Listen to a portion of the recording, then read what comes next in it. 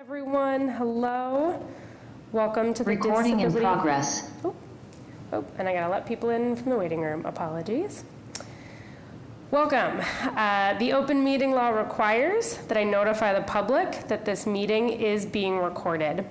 Therefore, please be aware that an audio and visual recording of this meeting is being made by Boston City TV, a part of the City of Boston Office of Cable Communications, and is being broadcast on Xfinity Channel 26, RCN Channel 13, and FiOS Channel 962, as well as live streamed on YouTube, where a recording will remain on the cable channel.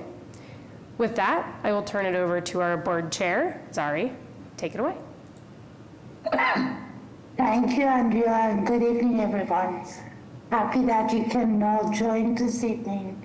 I want to start by introductions, and as a rule from this point forward, I'm going to ask if we can, when we introduce ourselves, if we can just give a little self-description of what you look like. You don't have to be very detailed, just a general description will be great.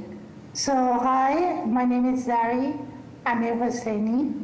I'm the new chair of this great advisory board.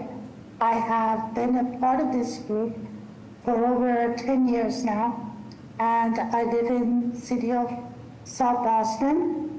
I'm a female, white, with short brown hair, and that's it. And Olivia, do you want to go next? Sure. Sure. My name is Olivia Richard. I am a resident of Brighton, and I am a middle-aged white female with glasses, short hair, and I'm wearing a hat.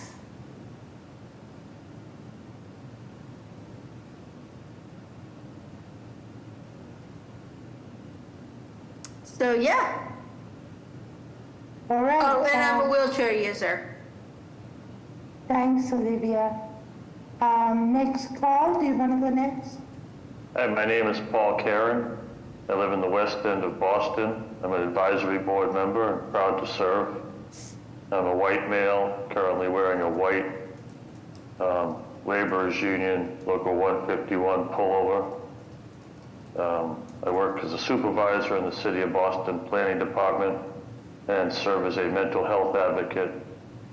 I have family members and friends, dear friends with mental health disabilities. I'm proud to serve. Thank you.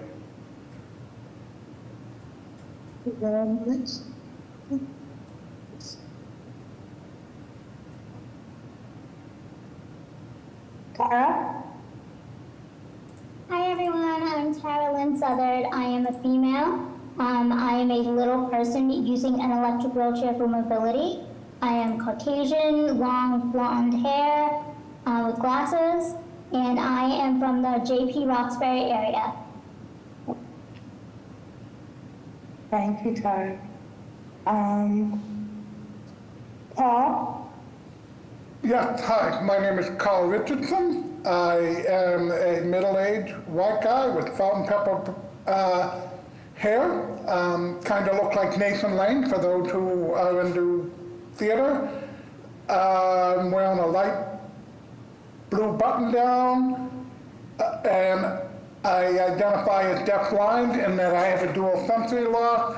And if I remember, the note from Andrea also asked us to tell a little bit about what we do to introduce ourselves to the new members that are coming on board tonight, give us a little more background than we normally would give. So I am the Massachusetts State House ADA Coordinator, where it's my role to work with the executive and legislative branch to make sure that all the programs, services, and activities at the State House are accessible to people of all abilities.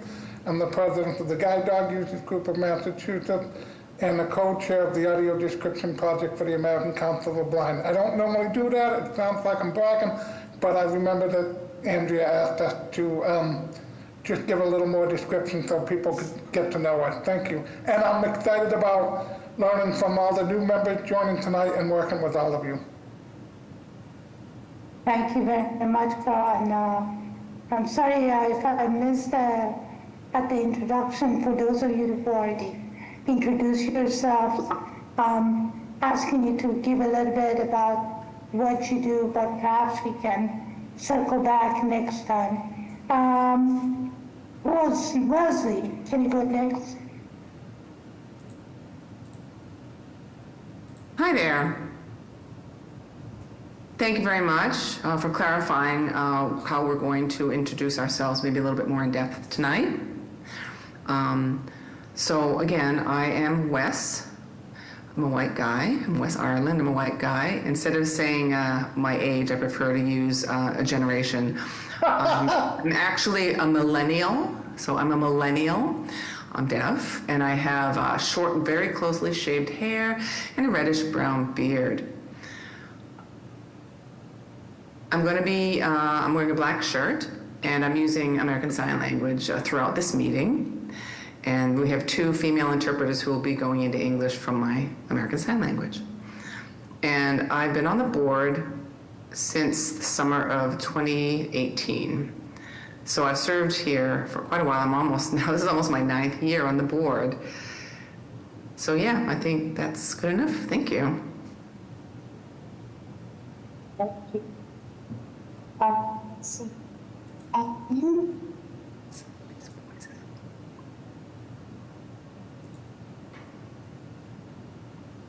Did you say me? Yes. Hi, my name is Alan. I'm wearing a reddish, maybe burgundy sweater. I have braids. Look a little bad right now, but that's why I'm wearing a hat. This is my first official meeting as an actual member of the board, so I'm excited to be a part of. I'm African American. My skin tone is a little, I would say, somewhat off from a Kit Kat. So that's me. Welcome, Alan. Great to have you here. Let's see, Paulette. Good evening, everyone. My name is Paulette Durrett. I live in Mattapan. This, I think, is my 2nd term on the commission. I wear glasses. I'm a black woman, older black woman with gray hair. I'm wearing a black sweater, striped sweater. So prior to being on this commission, I worked for Boston College for over 25 years as a disability services coordinator for people with physical, medical, and psychological disabilities. Glad to be here this evening.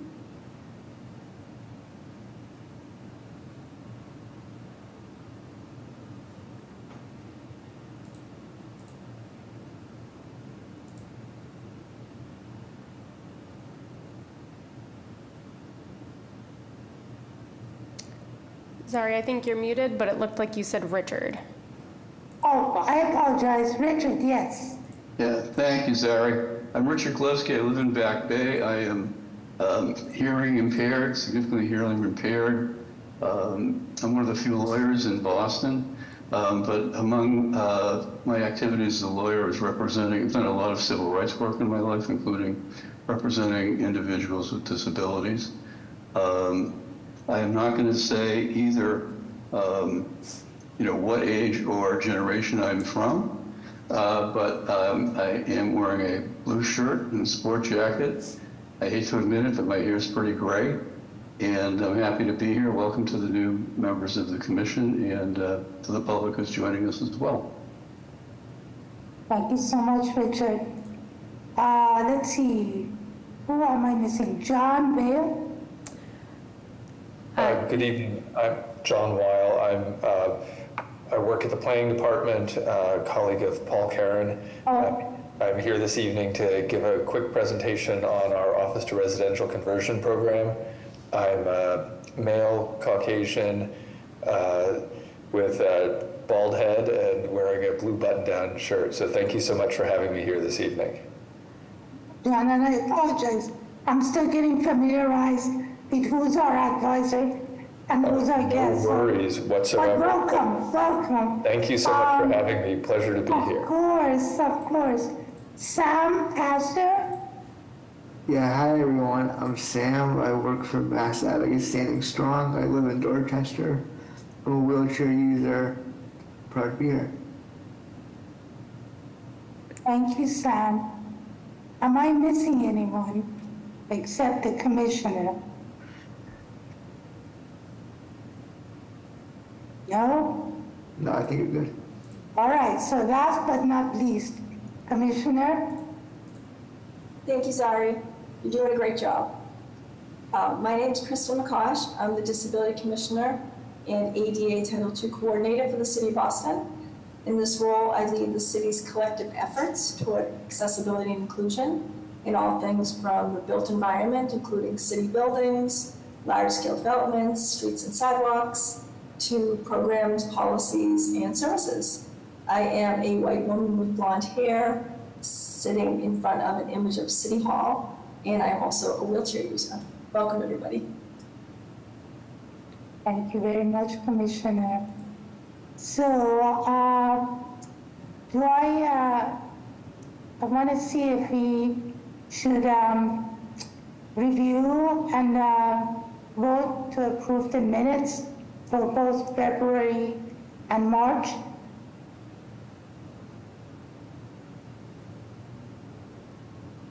Anybody wants to? This is Carl. I move that we approve the minutes. This is Paul, I second. Thank you, everyone. Does anyone have any other comments? Great, so minutes are approved. Thank you both, Carl and Paul. All right, so next we want to move to the presentation tonight. The presentation tonight is on autonomous vehicles in other municipalities. Presenters Rachel Castiglione, who's the Senior Consultant, City of Austin Transportation and Public Works, will be presenting. Welcome, Rachel, and thank you. Thanks so much for having me. My name is Rachel Castiglione. I am a mid-40s white woman with frizzy brown hair, brown eyes, and I'm wearing a gray sweater. I should be sharing screen now. Is that working for everyone? Yes. Great. Which just said, I work for the City of Austin, Texas. We have autonomous vehicles here, and Andrea asked me to come and talk about our experience with them. So just so you know, our typical way of getting autonomous vehicles in a city is they come in and they do mapping. I believe Waymo's already done some mapping in Boston. Then they do testing, which is typically maybe with a driver, it's someone in the driver's seat, maybe not, but they're practicing their autonomous moving around the city there. And then there's a full deployment where they're taking kind of commercial paying passengers. We have 5 companies in Austin operating Waymo, which is owned by Alphabet, which is a Google parent company, Zoox, which is owned by Amazon, Tesla, Volkswagen, and AV Ride. And deployed taking passengers right now are Waymo, Zoox, and Tesla. And I would just note on this slide that the Zoox vehicle doesn't have a steering wheel. It doesn't have human-operated brakes. It has no human-operated kind of tools in it. It goes both ways. Up to 55 miles per hour, and it just has 2 benches that face each other. So very different looking than like a typical vehicle. We have had autonomous vehicles in Austin since June of 2023 when we had Cruise, which was GM's autonomous vehicle company. And, oh, it's going, there we go. And what we found was the best way. In Texas, we have no regulatory authority, so it's different than Massachusetts, so cities are completely preempted. But what we found is the best way to work with the AV companies and to kind of get some of the things we need was to form a working group. Our working group in Austin is our first responders, our transit agency, which is Capital Metro, our school district, our airport. And so these are all stakeholders who have do a lot of work in the right of way. And we get together, we train and prepare for incidents involving AVs. Our position is no first responder encounters an autonomous vehicle for the first time in the field. We make sure all of them have had a chance to have some classroom work on it. We facilitate communication, and then we do collect data on autonomous vehicle incidents. This is our dashboard. It's probably updated through last week when Andrea asked me to get this to her. And just to describe it for y'all, it shows a map of the city of Austin with a lot of dots on it. The dots are color coded to show what type of incident occurred where. And we've got a graph showing incidents over time starting in July of 2023. And then we have a donut chart showing how many of each type of incident we have. So we use this pretty extensively to review our infrastructure, which is to say, if we have repeated incidents in one location, we go and we make sure that the striping is clear, the signage is clear, the signal timing is working. We really make sure that our infrastructure is up to snuff, since that's what autonomous vehicles are relying on in the right of way. But almost all of our incidents are related to hand signals or temporary traffic control, so kind of things that we have less control over. In Texas, we cannot give a moving violation to an AV directly. That is because in Texas, when you get pulled over, you sign the ticket and there's no one to sign it. There's no driver in this front seat. But we do give moving violations through kind of a roundabout legal process, and we also give parking violations. And I will say that San Francisco, who we work with really extensively, also gives a lot of parking violations. It's very hard to tell if an electric car is on or not sometimes. Is it parked? Is it not parked?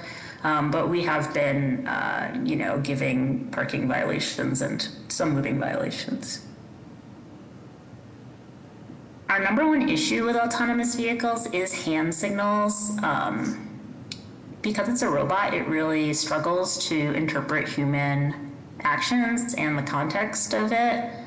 Autonomous vehicles struggle. So this means autonomous vehicles struggle at special events, which we have several in Austin, South by Southwest, University of Texas football, Austin City Limits, and we have an F1 race. Also at construction sites where you see a lot of hand signals during police escorts. So these are locations where we know that there are issues. And then what we found is that autonomous vehicles will typically obey traffic signals instead of hand signals, which is not ideal. I'm going to show this really quick video. And just to give you some context, it's a police officer who's mounted on a motorcycle, and he's trying to coordinate traffic through an intersection where the signals are still operating.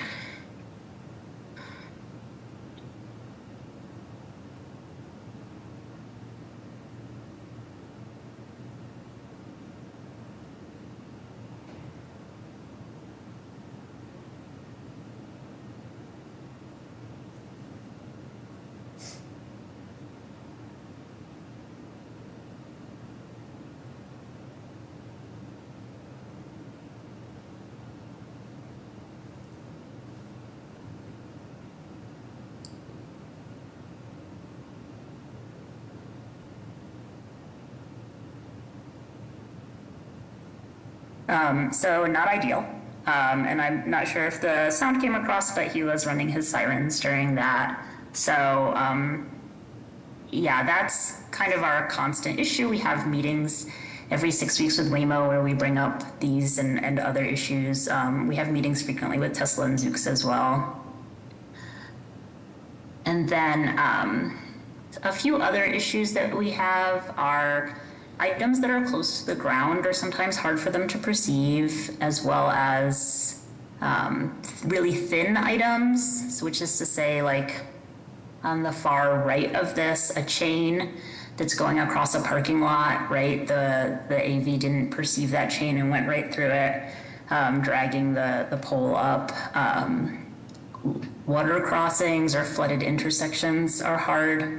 And in fact, this past weekend in San Diego, they had a Waymo that was pulled into a flooded area because we're having floods here right now. Cones, sometimes they back into cones. And then in the picture on the far left, the Waymo is over an active fire hose at a fire scene. We do a lot of work making sure that Waymo, Zoox, Tesla, all our AV partners know when emergencies are happening. We automate communication to them directly out of our 911 system, but sometimes they still get into emergency scenes. So, and that usually, it takes some effort of the first responders to move them or to work around them. So that's something we've identified and are still working through with, our partners, as well as San Francisco, Phoenix, Los Angeles, and the other cities we know that have EVs. So there's a lot we can do together. And I will say that Boston's been in a lot of these meetings and been a good partner on what we're asking for. It's not all bad. There's a lot of great things about having AVs, right? We've heard, especially from our disability community, that, service animals are always allowed in the Waymo. No one ever gives them any grief about having an animal in it, so we love that. I've talked to many people who prefer them. They feel it's safer to not have a driver. They are collecting pothole data in Austin and giving it to us, which is great. From an equity perspective, right, we're just not sure who's calling 311 and if that's truly equitable across the city. So it's kind of nice to have a robot collecting pothole data and sending it to us as well, because it doesn't have the barriers some people might have with language. And then not all AVs, but most AVs are programmed to obey speed limit, obey other traffic laws. So we've been pretty impressed by that. They typically don't go through yellow lights, things like that we're pretty happy with. So a lot of good things, some kind of difficult things, but since we've been doing this for 3 years, we really have seen improvements. We haven't gotten a complaint about them not yielding to emergency vehicles in a long time, so we're pretty happy with that. Every year we have a petting zoo, which is just bringing all the autonomous vehicles in the city together into a parking lot, having people go through this Texas School for the Deaf and the Texas School for the Blind and Visually Impaired are pretty involved in that. They come and they, are engaged around the conversation. It's really fun. We work with our transit agency a lot, our schools and our universities, kind of making sure we're all on the same page about what's going on, how to stop a vehicle, how to contact the AV company, how to talk to them in advance about events. And then we're always talking to TxDOT and our Texas partners, as well as our national partners, like the National Highway Traffic Safety Administration and the Federal Highway Administration. And then we participate in a lot of peer city exchanges and SAE, which is the Society of Automotive Engineers. And that's it from me. If you want, you can scan this QR code and visit our website and our dashboard, where we have that dashboard publicly available, and then I'll take any questions. Thank you so much, Rachel. This has been so informative, and I know a lot of our members are excited to perhaps having this in Boston. And I think first question I have, and I'll open it up to everyone, is, of course, this is Boston. We are dealing with cold weather, snow, things like that, which I'm sure Texas has not experienced yet. So what are my concerns is, has there ever been, or have you heard of any places where they've tested these cars in different types of, climate, so that at least we can, especially in the wintertime, that's when it's difficult to get an Uber or another ride. So this would be great to have. So I just wonder if you know any other places that have tested this? Yeah, a lot of autonomous vehicles are tested in Michigan, right? Because that's where the big three automotive companies are located. So they have icy weather as well. Here in Texas, we have pretty rare icy weather, but we did have icy weather this past winter, and all autonomous vehicle companies ceased operations during it. So I think that they're not confident yet in it, but just because the car, I think the hardest thing to make a robot do is feel. Right, so in Texas we have a lot of pavement that pavement markings that are raised or things like that, right? Because we don't have plows, and I think that that's something that autonomous vehicles aren't great at yet. So that's where they're working and improving. And I know that they have targeted a lot of colder cities for expansion. So they must be confident. Thank you, Rachel. Do you have a question? Did you say me, Jerry? I didn't hear you. Yeah, I just asked if you had a question. Yeah, I do, obviously. First of all, my name is Carl. Thank you for your presentation. I've ridden in both Zoox and Waymo in San Francisco. And so I have a two-part question. One, have you compared the safety, because safety is also a concern of mine, have you compared the safety data compared to that of human livery drivers such as taxi cab, that sort of thing, Uber drivers, Lyft drivers? That's the first question. And secondly, do you require, and I think I know the answer to this, but I'm asking, do you require the companies that are providing autonomous vehicle service to be accessible in terms of digital accessibility and, more importantly, even wheelchair accessibility? I've yet to hear of a autonomous vehicle service that provides any wheelchair accessible vehicles, because they're all using electric vehicles, and that would be so. Digital safety, digital accessibility, and wheelchair accessibility. Do you look at those areas? Yeah, sure. So we have done comparisons with autonomous vehicle incidents against human-driven crashes or human-driven issues in the right-of-way. And having that map really helps us, because it helps us determine where our infrastructure is making things unsafe for both drivers and autonomous vehicles. There's only about 450 maybe autonomous vehicles in Austin, which isn't enough to give us good numbers to do comparisons yet. They do have collisions, on occasion, and they do have issues that humans wouldn't have.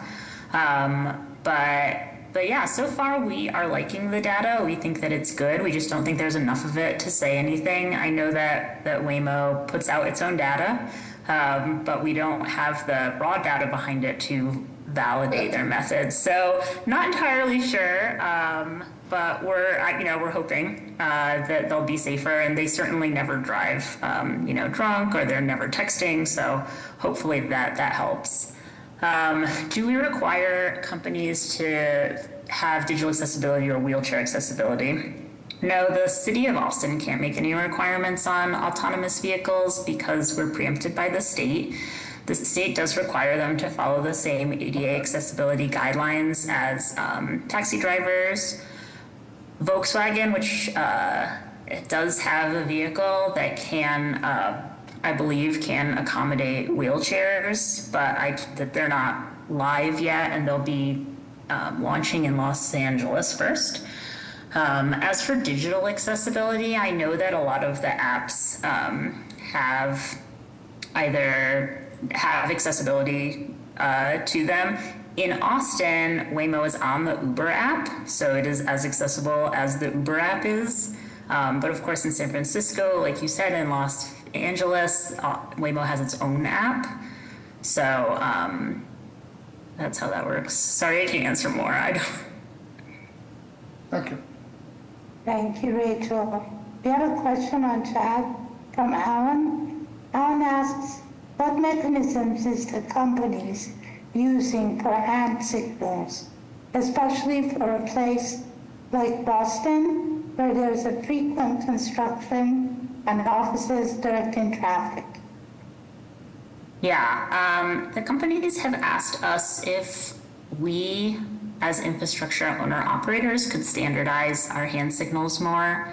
That's pretty hard given that, you know, police and fire tend not to be formally trained on hand signals, or their training is pretty short. There doesn't seem to be a nationwide standard as to how hand signals are done.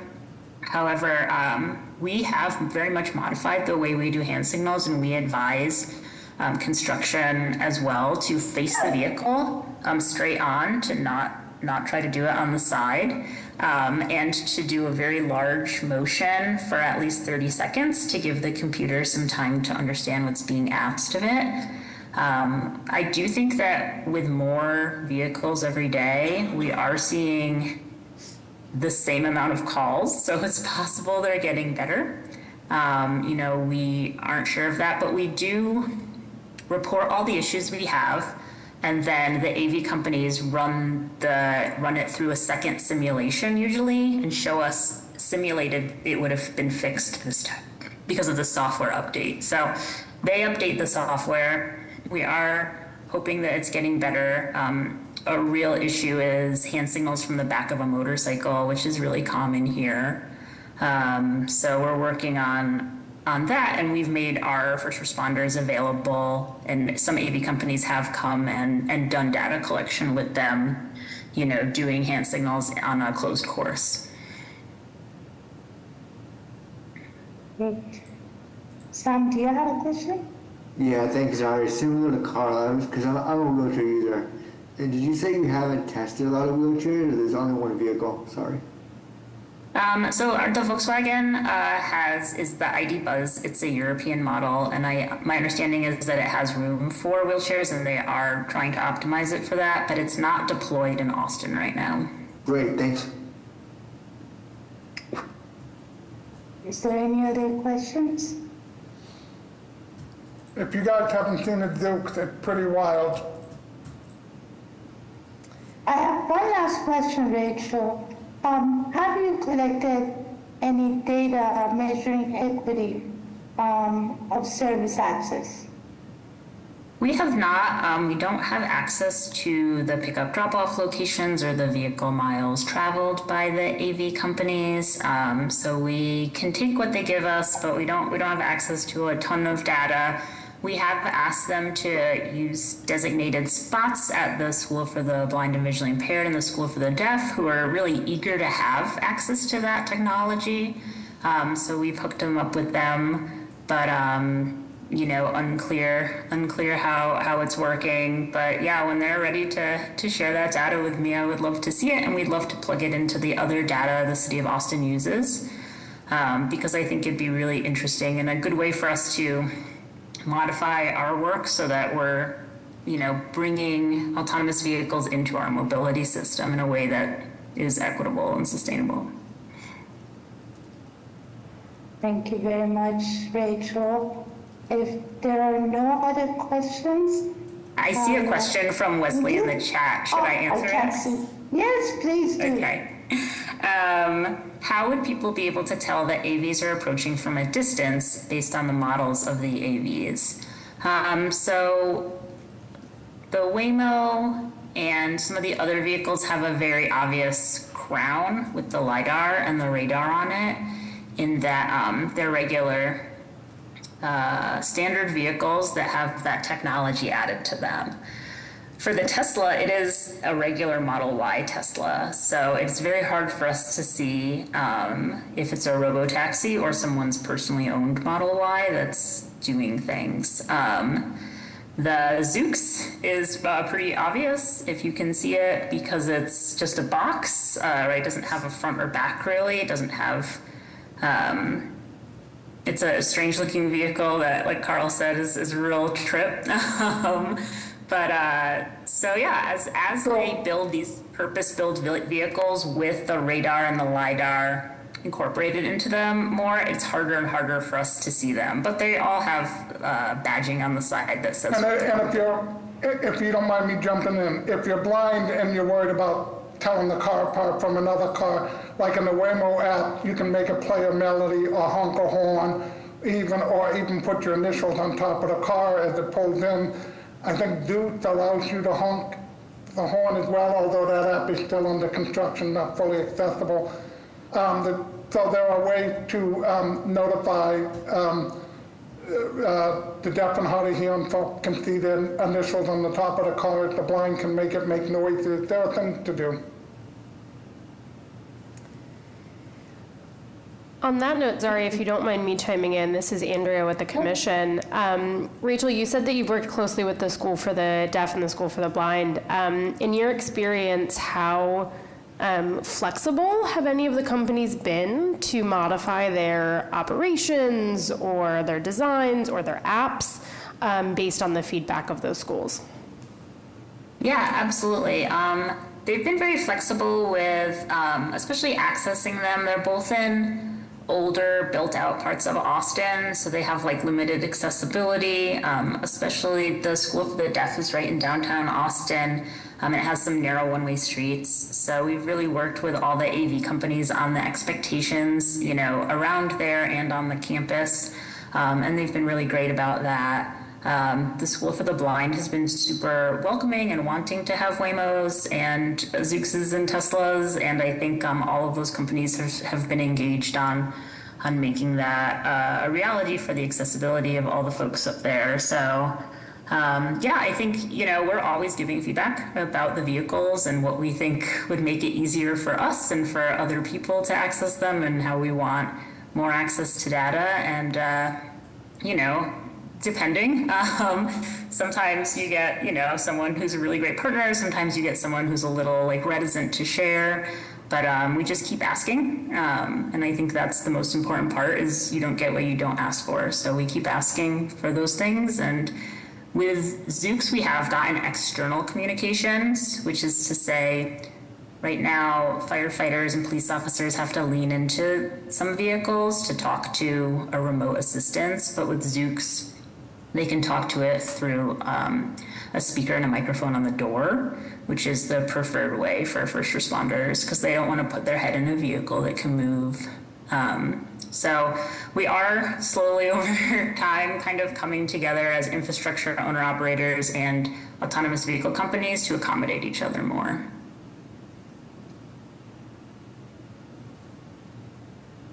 Great. Does anyone else have any questions before we move forward with the agenda? Going once, going twice. Thank you so much, Olivia. Rachel. Oh, Olivia, there you go. Olivia, go ahead. This is Olivia. What has been kind of the response to the lack of wheelchair access? Good question. Yeah, I don't know that. That's a good question, and I'm now interested in finding more out about it. We've heard heavily from people who have service animals, strongly for AVs and more accommodations for AVs, like designated pickup drop-off. But for wheelchair users, I'm interested in finding that out more. I know that there's a need and that Volkswagen identified that need, and I think Zoox also has talked about that need. So everyone, all the AV companies tell us they're working on it, but I would for sure like to see more progress there, and I'd like to kind of bring this back to my folks in Austin and figure that out. Thank you.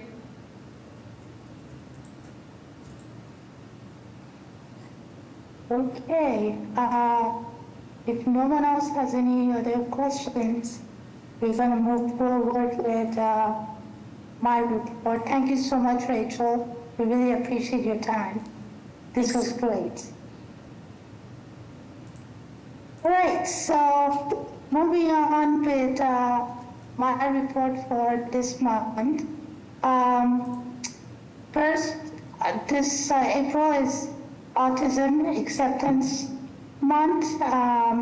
April is recognized as Autism Acceptance Month to shift from awareness to a stronger focus on inclusion, belonging, and removing barriers. Earlier this month, the City of Boston formally adopted a resolution recognizing Autism Acceptance Month and reaffirming the need to address barriers in education, employment, housing, and civic life. This month is an opportunity for Boston to continue promoting neurodiversity, affirming spaces, accessible programming, sensory inclusive environment, and meaningful representation of autistic residents in policy making. I also want to recognize that we on our board should have a representation of people from neurodivergent community, autistic community. So I would welcome anyone who's interested to reach out to Commissioner McCosh and myself, and so just to make sure that people are aware that we are interested in seeking support from that community as well. Second, Independent Living Education Day is tomorrow, April 3rd. It's basically a day to advocate across Massachusetts. They're going to gather in the State House. This is an annual event which highlights the right of people with disabilities to live in the community with dignity, autonomy, and equal opportunity. It also gives residents an opportunity to educate legislators on priorities such as PCA services, wheelchair repair, accessible housing, transportation, healthcare, and community support. A major statewide development this month is that Massachusetts House Representative restored protection of personal care attendant program in his proposed budget. The governor's proposal included significant cuts, but the House budget instead reestablished the working group with a majority of disability advocates that would need to approve any future reduction to PCA services. This is an important reminder that advocacy works. Community members who rallied, organized, and contacted legislators helped make their voices heard. PCA services are essential to independent living and the community participation for many residents. Wheelchair repair legislature, Amendment 803. So we've reached an important moment in the wheelchair repair campaign, and this is where your voice can make an impact. Amendment number 803 has officially been filed as an outside section to the House budget. This means our wheelchair repair bill language is now being considered as part of the state budget process, giving a real opportunity to move forward more quickly. Right now, we are focused on building a strong legislative support to help ensure this amendment is adopted. Wheelchair users across Massachusetts are currently facing long and dangerous delays for repairs, often waiting weeks or even months for equipment that is essential for their daily lives. This amendment is a critical step forward in creating accountability and ensuring repairs happen in a timely fashion.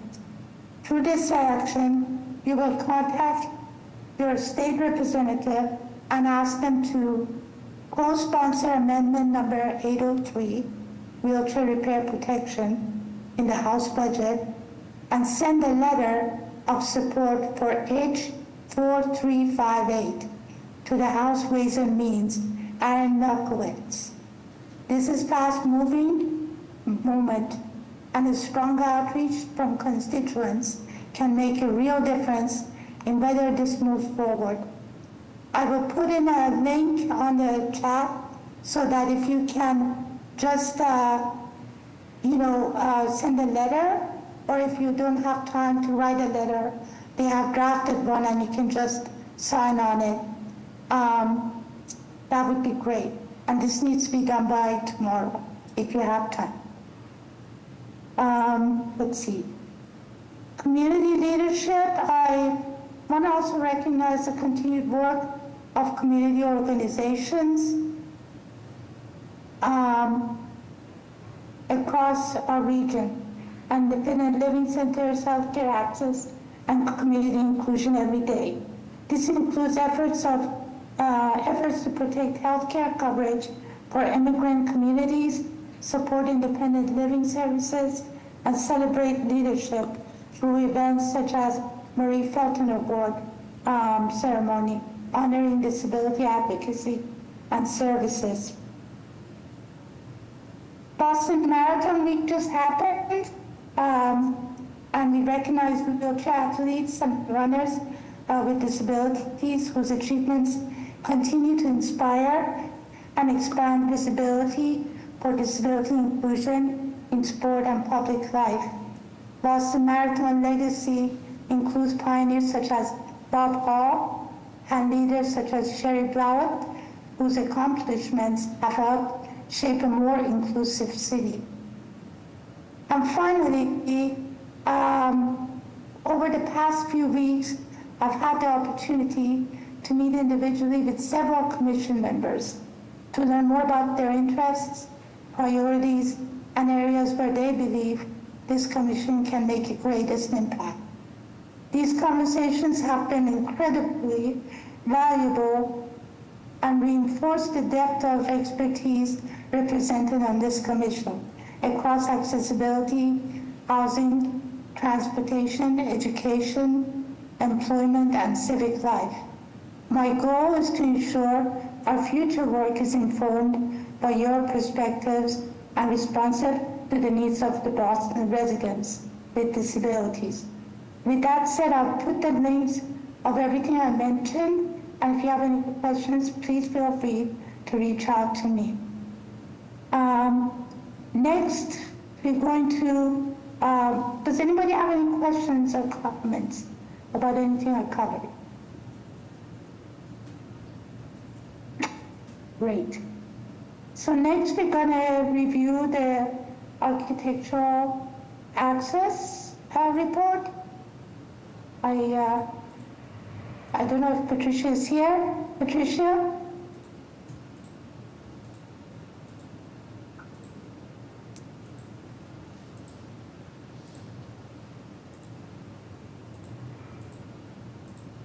I found you, Patricia. Thank you, Zachary. Thank you, Andrea. Hello, everyone. My name is Patricia Mendez. I'm the Director of Architectural Access. I have short dark hair and glasses. And today, for my Architectural Access report, I have a featured guest. He gave you a sneak peek before, is John Weil. And he's here to present about our program that is called the Commercial to Residential Conversion Program.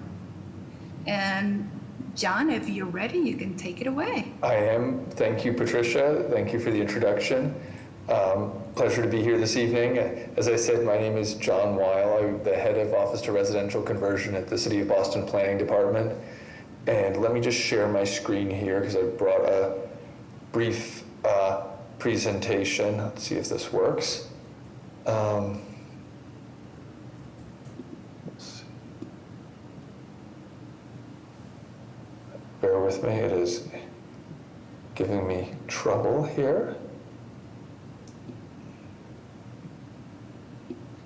Let's see if it'll allow me to share my screen. If not, I may need to ask for assistance. totally fine. I'm happy to step in if you need me to. Actually, could you share the screen? It is giving me trouble, so I will try to move quickly through the presentation just so that we can get to questions with Chair.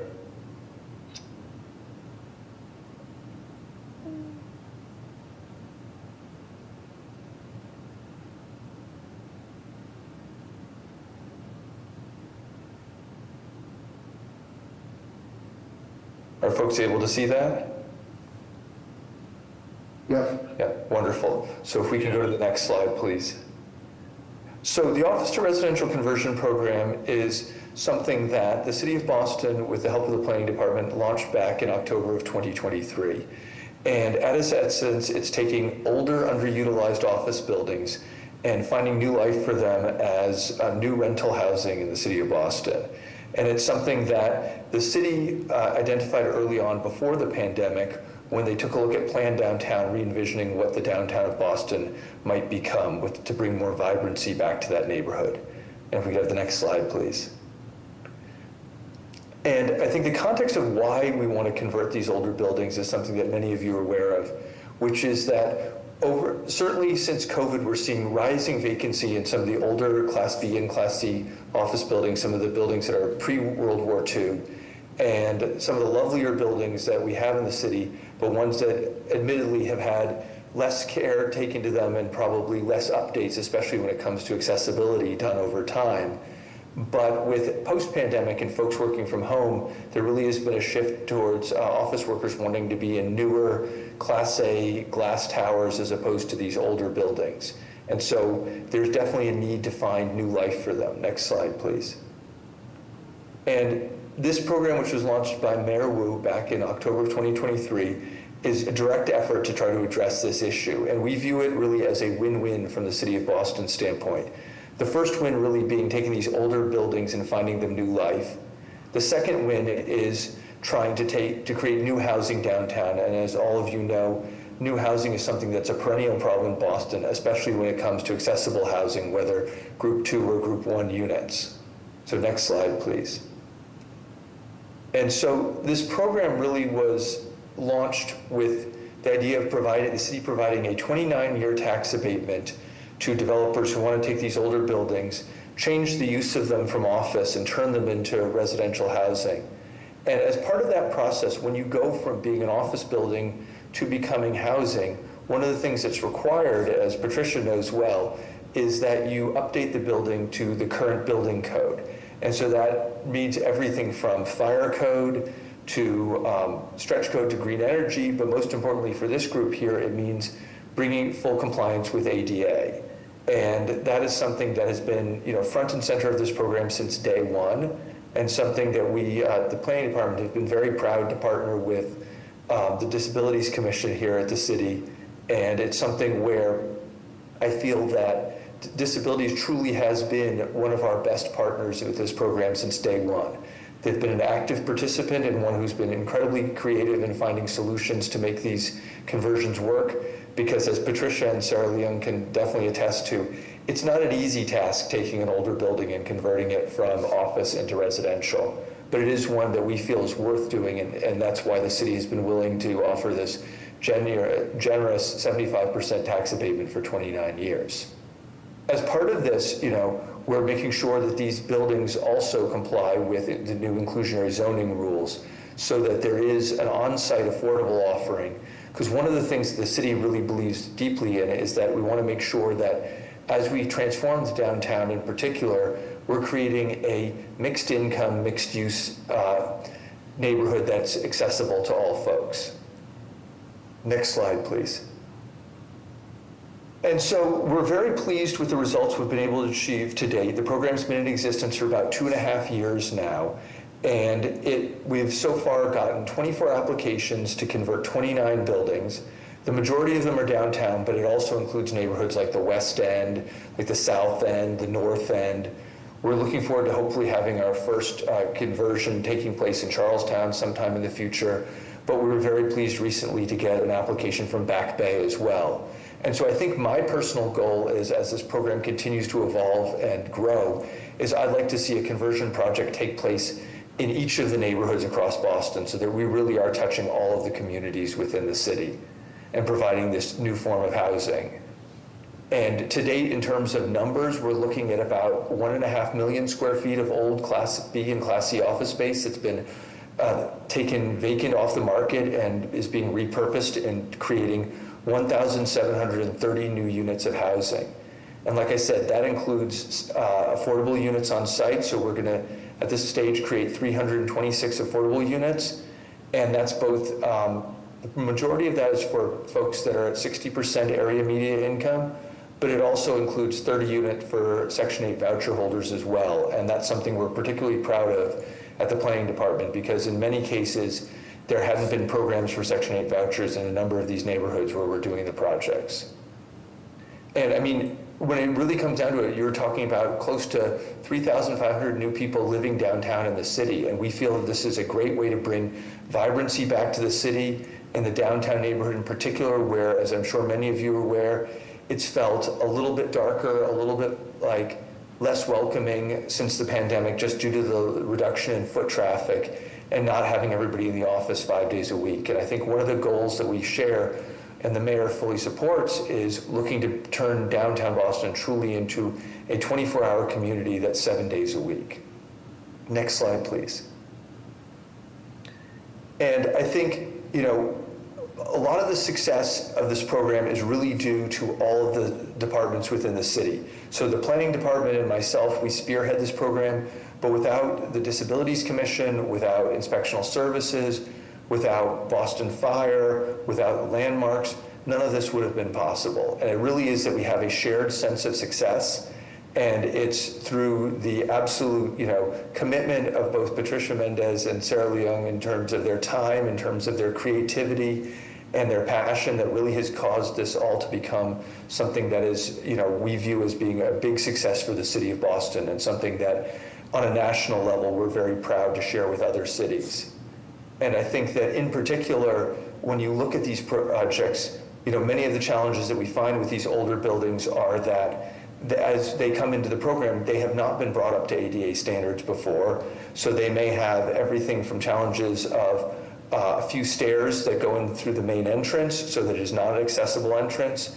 They may equally as much have, you know, challenges around if there are two buildings that are joined on the interior. We've found that there are changes in elevation as you move from one building to another building. And so a lot of the things that we have to work with the developers to solve are, how do we make sure that we ensure through signage, through the use of lifts, through actually in some cases installing new entrances to these historic buildings, find a way to make these buildings accessible not only for residents who want to live there, but also for guests who want to visit friends and family who may live within these buildings. And it is something that we believe deeply in, and something we've, you know, passionately committed to ensuring in these projects. Next slide, please. And so to that end, what we've tried to do is take the traditional planning department permitting and approval process, which really was sort of a sequential, almost conga line of going from one department to the next to gain your approvals, and flipped it on its head. And what we've tried to do is really bring everybody in from day one, especially you know, Patricia and Sarah. And what we do is we bring the proponents in 1 month after they apply to the program and sit them down in a virtual meeting similar to this, where all of the key permitting agencies are represented and can ask questions of the development team on day one and flag issues up front that may be challenges to turning these buildings into housing. And that's really been our key to success, where we're able to have disabilities at the, you know, table from day one, in conjunction with whether it's landmarks, whether it's the folks looking at concerns around coastal flooding and climate change issues. And that way we can work together as a collaborative team to come up with very innovative solutions to making this housing truly accessible.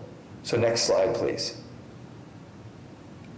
And it's something that is a very hands-on process, where we have to track all of these 24 projects truly and map out their timelines of the, you know, the boards that they have to get approval from, whether it's AAB, whether it's the state for BBRS for, you know, building code relief.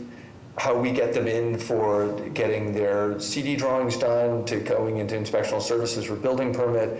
And there's a lot of very diligent project management that goes on in the background with this to ensure that it's a success. Next slide, please. But at the end of the day, what we're most proud of is the fact that we're creating new housing. And so, like I said, we're creating 1,730 new units of housing. The first building, which is at 281 Franklin Street downtown, those units were occupied as of this past September.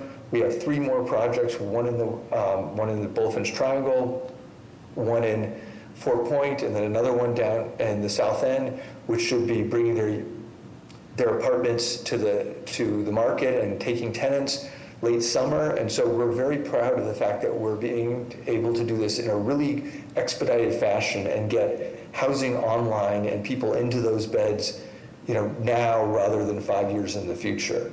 And so next slide, please.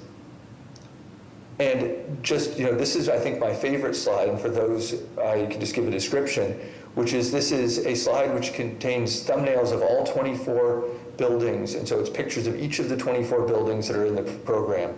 And so it gives a real visual representation of what it really means to convert these buildings. So we have everything from high-rise buildings to beautiful brick buildings downtown to more manufacturing-style buildings in the South End.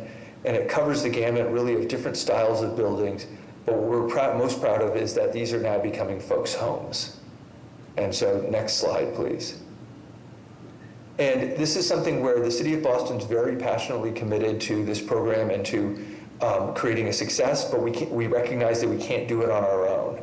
And so we look both to the state level, and so to Governor Healy, as well as the previous Secretary Augustus, and now Juana Mateus, who are our key partners in providing various forms of not only support in terms of building code relief, but also financial support from the state as well through tax credits and other funding. And we also look to Washington as well to be our partner and trying to find creative ways that we maybe can use, whether it's federal historic tax credits or other forms of whether HUD loans and things like this to help make these projects, more of them become a reality today.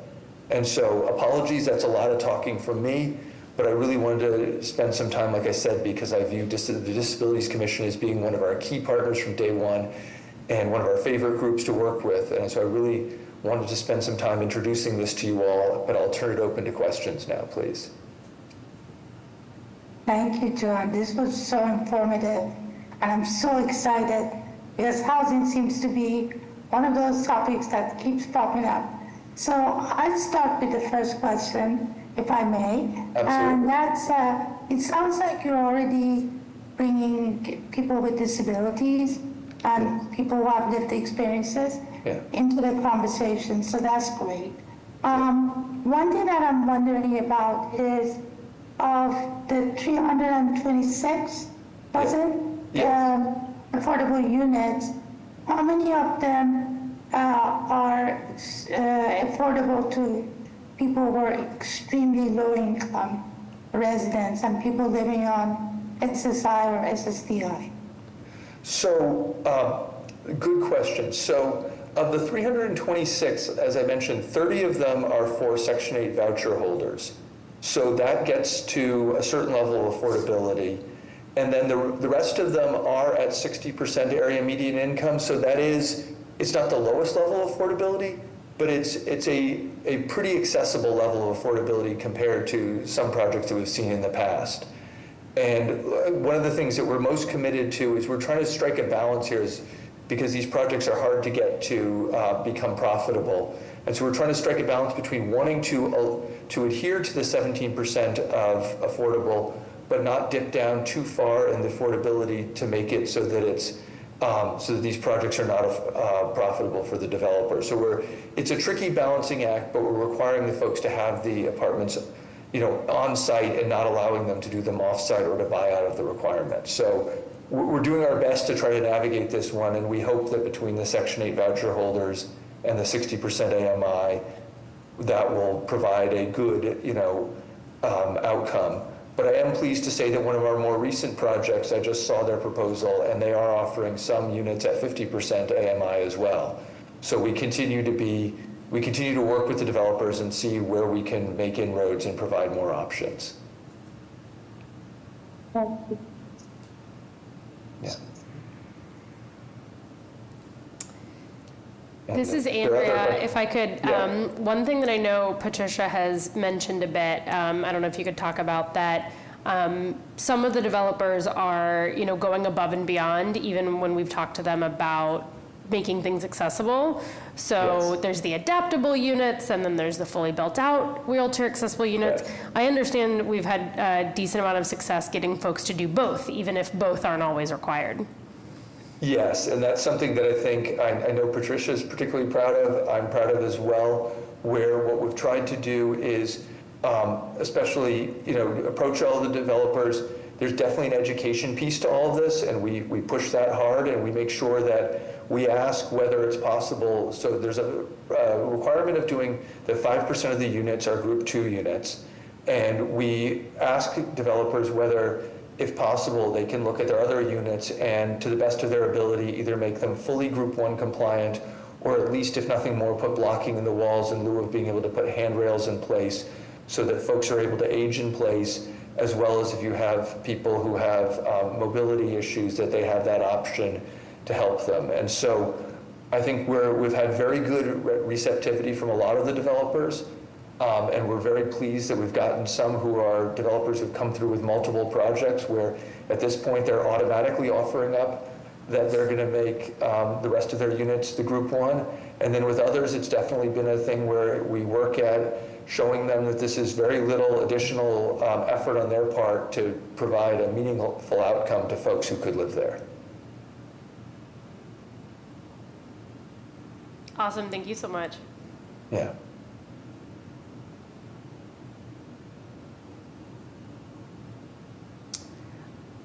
Wes has a great question in the chat. Yep. Yes, and Patricia probably knows the answer better than I do on this one, but absolutely there are sensory units being provided in these developments, yes. I believe, and where possible, we try to also work closely and see that if we can have a lot of the Group 2 units be our affordable units as well, because that's something I think we feel passionately about, is providing this type of accessibility to folks that are looking for a more affordable housing option. And I believe, and Patricia, correct me if I'm wrong, for the Group 2 units, Wes, 5% would be built out for accessibility, for wheelchair accessibility, and then an additional separate 2% are typically required to be wired for deaf and hard of hearing units. And I'm seeing Patricia nod, so I think I got it right. I always have to defer to Patricia because she is my go-to on this.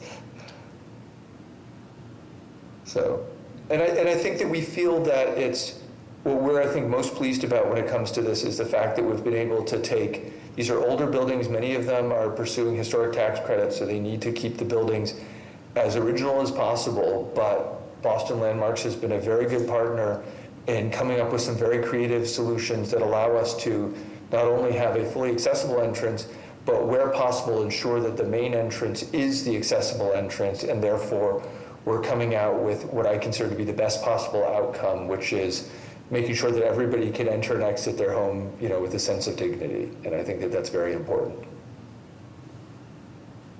This is so exciting. I think that this is a once in a generation conversion opportunity to become national leaders in urban and inclusive housing. So looking forward to all that's going to happen, and thank you so much. Oh, thank you for having me this evening. I really appreciate being able to present to you. One more thing. Yes. One more thing. John, I would love to hear more about the existing elevators that these projects are bringing.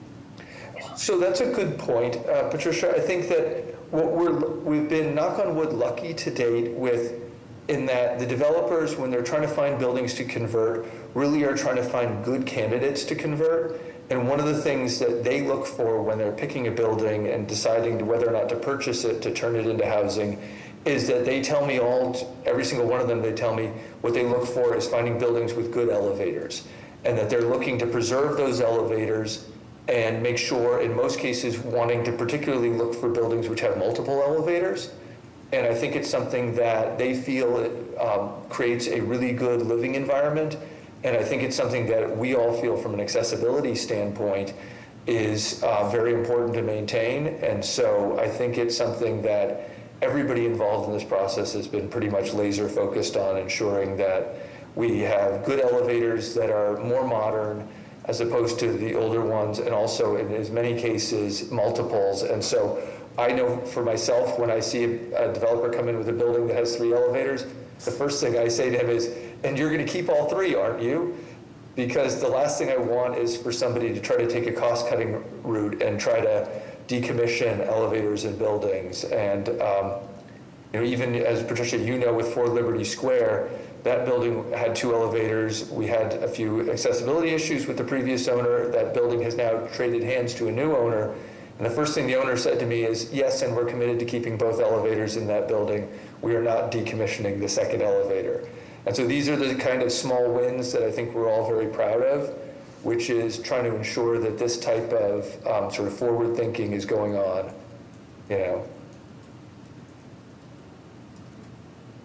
Awesome. Yeah. Thank you, John. Yeah, happy to. Thanks for having me, Patricia. Thank you, Patricia, and thank you, John. Great. Does anybody have any questions before Commissioner's report? Great. So, Commissioner, if you're on. Yeah. Thanks, Sari. And thanks, John. Before you jump off, I know you really talked about how committed my staff is to this program, and we all are, but also really appreciate your collaboration. And it's a great example of the work that we do.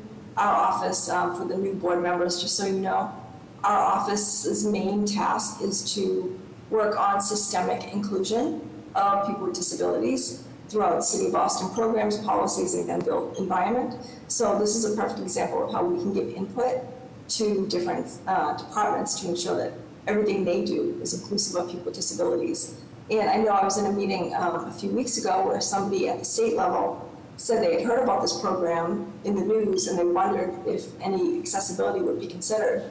And they were thrilled to hear how much work Boston's doing. So definitely a leader, I think, in this space. Like John said, a lot of cities are re-envisioning what their future will be. So this is something that we can be really proud of as a city. So thank you so much, John. You're very welcome. Thank you, Commissioner. And of course, kudos to my staff, my architectural access staff. Do a great job in all their work. Okay, so Andrea, can you share my slides, please? And I know, board members, you've heard a lot of information tonight. My report also has a lot of information, but don't feel like you have to take it all in because we will share the slide deck with you and you can refer to it at another time. So I will kick it off with some updates from the City of Boston. As I've mentioned before, Boston is celebrating its 250th, we're celebrating America's 250th anniversary this summer. We have a lot of events happening throughout the city, and the main theme is Boston residents who are revolutionaries, going from revolution to revolutionary. So the city's working on social stories and historical markers. One of the places they're considering for a marker is the Perkins School for the Blind, because that's a world-famous institution that does great work. And it started in Boston. It's located now just outside of Boston, but it certainly has a place in history. So the city will be doing just a handful of historical markers through this project, but they will be doing many more in 2030 when Boston celebrates its 400th anniversary. So mini grants are available for the markers program through May 11th. So this is something that we hope you will spread information on. We can send you more information in an email that you can forward to your networks. And my report includes a lot of opportunities for the community to get involved, so we really hope you will spread the word. And then we are working hard to ensure that disability history is represented in Boston 250 in all kinds of ways. Our ADA Day this year will honor disability advocates from the past, present, and future. Looking at Boston revolutionaries, we certainly know people with disabilities in Boston have really blazed a trail for other parts of the country, and they continue to do this work today. And we are hopeful, and we're seeing young advocates who are ready to take up the torch and lead us into the future. So please let us know if you have any recommendations of revolutionary advocates we can highlight. Another City of Boston update I would like to give, I'm not sure how many of you know, but the city does offer a taxi discount coupon. This is a program for residents aged 65 and older and people with disabilities. You can purchase coupon books for $5, so that's a $10 book for $5, and the limit is 2 coupon books per month. For a limited time, residents can purchase double the coupons, so they can buy 4 coupon books a month for $20. This gives them $40 worth of taxi rides. So it's a great discount for people in these categories. An ID is required just to prove residency, and they only take cash. You can buy these coupons at the H. Straw Commission in Boston City Hall, weekdays while City Hall is open. You can also purchase them at different sites throughout the neighborhoods, and you can view a public schedule at the online link I've included. And you can also view a list of authorized taxi companies at the link on this slide. And we'll go to the next page. Okay, I'd like to give some updates on my department. So this year, one of our priorities is really increasing and standardizing ADA Title II training for City of Boston departments. As I've said a few times tonight, our core work is really making sure other departments know the requirements of the ADA and other federal and state codes for including people with disabilities in their work, whether it's ADA compliance or the Architectural Access Board code or fair housing. There are a lot of different laws and regulations that impact departments' work in regards to people with disabilities. So far, we've completed and we have ongoing Title II training for staff in the Boston Public Library, Boston Centers for Youth and Family, and the Elections Department. We're also implementing a learning management system, and this is basically a platform, like if you've ever done a training online, like your ethics training, it's basically a platform that offers information, and then it will give you a quiz. It has graphics and audio available, so it's an interactive way of taking a training. So our training specialist, Sylvie, is working with the Office of Language Access and Communication to set up this new system so staff can take asynchronous trainings on their own time. And this is going to be piloted with the Office of Neighborhood Services and the Office of the Parking Clerk. So as you can see, all the departments that we've started with for ADA Title II training are the ones that do the most work with the public. So we really want to get them up to speed on different ways that they can not only remain in compliance, but also do more than compliance, because we don't emphasize just meeting minimum requirements. We really want to make sure departments are fully inclusive. On that note, we've worked specifically with the elections department to address elections and voting access. And I wanted to do a little bit of a deeper dive on this just for your information, because we know that accessibility can be challenging at the polls. So we've completed training of all department staff in the Elections Commission in City Hall. So they've all been trained in ADA Title II compliance. And the trainings were so successful that the staff actually asked for further training in communicating with people with disabilities and etiquette when working with people with disabilities. So that will be coming in the future. We've also reviewed and updated the Elections Department training materials on ADA compliance and accessibility. So the ADA Title II training that Sylvie did focused just on general ADA compliance and all interactions and communication. But then the Elections Department does a specific training on elections for the poll workers and things like that. So we reviewed and updated all those materials. We've also drafted a letter to the Secretary of State regarding new technology that we'd like to replace the auto mark. And I know that the board has a letter pending too. So we are currently reviewing the letter with our internal departments, our cabinet chief, and intergovernmental relations. So we will have more information on that at an upcoming meeting. I want to pause for a minute. Carl, I see your hand raised. Is this something you want to ask me now, or did you want to wait? I can wait. Okay, great, thank you. I'll wait, yeah. Okay, thanks. And then another thing that we're working on, which is a little bit outside of our main task of ADA Title II compliance, but we do some work on ADA Title III, and I wanted to update board members about that. So ADA Title III covers places of public accommodation. This is everything from restaurants to businesses to movie theaters, department stores, anything that's open to the public that's not overseen by the government. So some of the work that we do is related to government because our licensing board provides licenses to restaurants and other businesses. So we do have some ways that we can work on compliance. So what we're doing right now is we're doing kind of a focus on restaurants. Last year we started an accessibility training for restaurants where they could become certified as a disability inclusive restaurant. And right now we are working, last year we worked with Me Boston to increase accessibility. And this is everything from service dogs to accessible tables to ensuring that outdoor dining is accessible. So we piloted it last year, and then we're also going to work with Meet Boston this year, ramping up for their Dine Out Boston Week, which is in August. So one thing I want to mention on this, one focus that we're having this year is on accessible tables. As I mentioned earlier, I use a wheelchair, and one thing that frustrates me is when I go into a restaurant and it's all high top tables.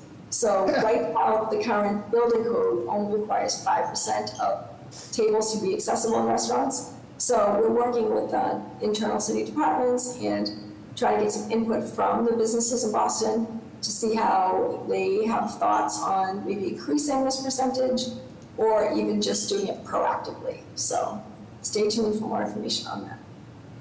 And we also think this is a great opportunity to re-up our outreach on the captions ordinance.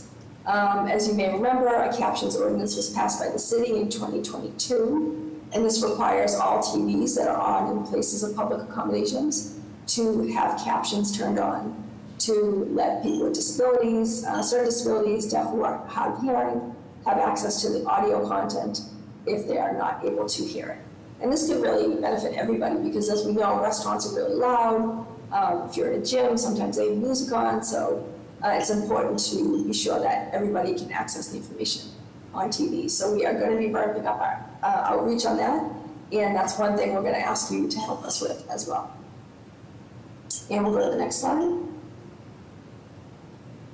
Okay, so upcoming events in our department. There are 3 that I'd like to highlight. And again, I know this is a lot of information, so you don't have to take it all in tonight, but we spoke to you a few months ago that we started up a new program this year. It's going to be partnering with the Disability Policy Consortium for a 6-week civic engagement program called the ABLE Lab. And that stands for Accessible Boston Leadership and Empowerment. It's going to be starting on May 12th. We're going to work with 20 Boston residents to train them on advocacy and empowerment for civic issues related to people with disabilities. And we really wanted to target residents who we don't typically work with. We know that you're all advocates, and we plugged in with the advocacy community, but there are so many residents from underserved neighborhoods, communities of color, who aren't always looped in as much as they should be, so we really want to do some work to make sure that they use their voices to let the city know their needs and how we can work with them to improve access in their needs. So we're really excited about the cohort starting, and we'll keep you updated as we move along. Our annual Disability Community Forum is on Tuesday, May 5th from 2 to 3:30 at Suffolk University Law School and on Zoom. I will be producing the 2025 annual report and highlighting our accomplishments from this year. Mayor Wu will be in attendance along with many other cabinet chiefs, department heads, and city staff who work with the public. So I know that we all sit at the front every year, myself and the commission members, board members, so I'm looking forward to your participation this year. I have a few thoughts on some roles for the board this year. You always introduce yourself in your neighborhood and talk about your main priority for access advocacy. So I would love it if you would do that again this year. And for our new board members, just to let you know what that is, we ask all of our board members to sort of pick an area of focus that they work on and pay attention to. So for instance, Zari is healthcare because she works in a hospital. Carl works at the State House, so he focuses on legislation. So if you're interested in a particular topic, it would be great if you could let us know what that is, and then kind of keep tabs on it in the public, like attend meetings about those events in that area, things like that. So I was wondering if board members may want to highlight or read some of the bullets from our annual report related to your priority areas. And if you are interested, I can kind of break out some of these bullets and email them to you directly. And if you're comfortable, you could read those aloud at the forum. So I will get those out to you next week, and you can let me know about your interest. And then our big signature event every year is ADA Day. And this is going to be held on Wednesday, July 15th, from noon to 2 p.m. It's going to be at Copley Square Park this year, because as you may have heard, FIFA is taking over the city for the month of July, and that is the soccer international competition. I don't know a lot about it, but I do know that they'll be on City Hall Plaza the majority of the summer, so we're going to move to Copley Square Park for this year, but we'll be back on the plaza next year. This is our celebration and resource fair, where we connect hundreds of disabled residents with disability services and agencies. We usually have over 30 agencies attend, and like I said, hundreds of residents. So we are also going to be launching our updated ADA transition plan, and we will be celebrating the Boston Revolutionaries. And we can go to the next slide. And then my last two slides are some engagement opportunities that we want you to share with the public. And you can literally just forward this report to people if you want, or you can copy and paste. I want to make it really easy for you to share these opportunities. But these are things that are happening outside of City Hall, but that are some social events and places to network with other disabled advocates, and also places where you can have an impact. So the DPC is having a community social on May 6th in person. You can see the details on this slide. It is from 6 to 7:30 at the Lafayette Center in Boston. There's an RSVP link on the slide also. Another community event is Salsa by the Shell. That is going to be ASL Salsa Dance Celebration, bringing together disabled and non-disabled dancers for an outdoor event at the Hatch Grove by the Hatch Shell on the Esplanade. So it's going to be an immersive event with a dance floor for people who are deaf, blind, and wheelchair users. It will have audio description, ASL, and pro-tactile interpreters. It's a collaborative event run through Think Outside the Box, which I believe is the old VSA, Very Special Arts. And I'll be going to that one. Oh, great. Excellent. So we want to report next month, Carl. Oh, great. And there's also an RSVP link on the slide for that. And then an advocacy opportunity that you can attend and pass on to your networks is Mass Health Public Hearing on Monday, May 4th at 9 a.m. They're going to discuss upcoming changes to the PCA program. And Zari mentioned this briefly in her report, but just to let you all know that I serve on the PCA Workforce Council for the state. So I'm one of the, I believe it's 9-member board. I've been on the council for over 10 years. And this year I'm also serving on the collective bargaining unit, working with PCA union and PCAs to come up with a 3-year contract. And I also serve on the work group that Zari mentioned to look at potential cost measures to make the program sustainable. I'm on this work group with several other advocates, also members of the union, union representatives, SEIU, and also people from Boston's Senior Action Council, the Massachusetts ARC, and I believe this one other group. But anyway, we look at ways to make sure the program will last into the future, because the PCA program is growing exponentially, and we want to just make sure that we have enough, funding and resources to continue the program. That being said, we're not recommending any specific cuts except for 3 that are already been proposed, and they are going to be discussed at the public hearing. So you can give testimony online. There's a link where you can register to testify. You can submit testimony by email or mail, and we encourage you to show up to testify and also spread this information. The cuts that are recommended are basically cutting down meal preparation time, cutting down some time to do paperwork because all the timesheets are now done online, so it's much quicker than filling out timesheets in person. And then also limiting overtime to 60 hours. So it's about and the House debate is next week. Okay, great. And if you have information on that, Carl, you can send it out or put it in the chat, whatever's easier. Sure, I'll send it to Andrea tomorrow. Okay, and then one final slide. Again, I know it's a lot of information, but another opportunity I talked about last month was the U.S. Access Board Town Hall meeting in Rhode Island. That is in 2 weeks on May 5th, the same day as our forum, but we wouldn't hold it against you if you want to attend this. And if you can't attend, please pass it on to your network. So the more people with disabilities we can get involved in all these events, the better off the community will be. And then also happening on May 12th is the semi-annual public forum on accessibility at the T. This is going to talk about the next generation agreement between the MBTA and the Boston Center for Independent Living. As many of you know, there was a settlement in 2006 between BCIL, disability advocates, and the MBTA, which mandated accessibility upgrades and improvements, many of which have been completed. We do a monthly meeting with the office at the T that works on system-wide accessibility. So we share a lot of information about short-term access improvements during shutdowns and diversions to long-term planning for stations and things like that. So I know many of you are already involved with the RTAG and other disability advocacy partners, but just wanted to share this meeting in case you hadn't heard of it yet.